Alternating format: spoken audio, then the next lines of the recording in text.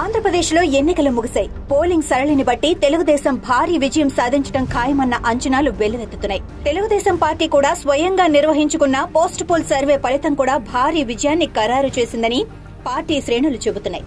రాష్ట్రంలో రాబోయేది తెలుగుదేశం, జనసేన, బీజేపీ కూటమి ప్రభుత్వమేనన్న విశ్వాసాన్ని వ్యక్తం చేస్తున్నాయి. తెలుగుదేశం ప్రభుత్వం ఏర్పాటైన తర్వాత పార్టీ మహానాడు ఘనంగా నిర్వహించుకుందామని చంద్రబాబు పార్టీ శ్రేణులకు చెప్పారు. పార్టీ వ్యవస్థాపకుడు ఎన్టీఆర్ జయంతిని పురస్కరించుకుని ఏటా మే 27, 28 తేదీలలో పార్టీ మహానాడు జరుగుతుంది. అయితే ఆ మహానాడును వాయిదా వేస్తూ చంద్రబాబు నిర్ణయం తీసుకున్నారు. జూన్ 4 ఎన్నికల ఫలితాలు వెలువడనున్న నేపథ్యంలో ప్రభుత్వ ఏర్పాటు, ఎన్నికల ఫలితాలకు ముందు ఓట్ల లెక్కింపు ముందు చేపట్టాల్సిన కార్యక్రమాలు, ఫలితాల అనంతరం ప్రభుత్వ ఏర్పాటుపై దృష్టి సారించాల్సి ఉన్న నేపథ్యంలో మహానాడును వాయిదా వేయాలని తెలుగుదేశం అధినేత చంద్రబాబు నిర్ణయించారు. ఈ విషయాన్ని చంద్రబాబు టెలికాన్ఫరెన్స్ ద్వారా ప్రకటించారు. అయితే ఎన్టీఆర్ జయంతి సందర్భంగా రాష్ట్ర వ్యాప్తంగా అన్ని గ్రామాలలో ఎన్టీఆర్ కు నివాళులర్పించడం, పార్టీ జెండా ఆవిష్కరించడం, రక్తదాన శిబిరాలు నిర్వహించాలని ఆదేశించారు.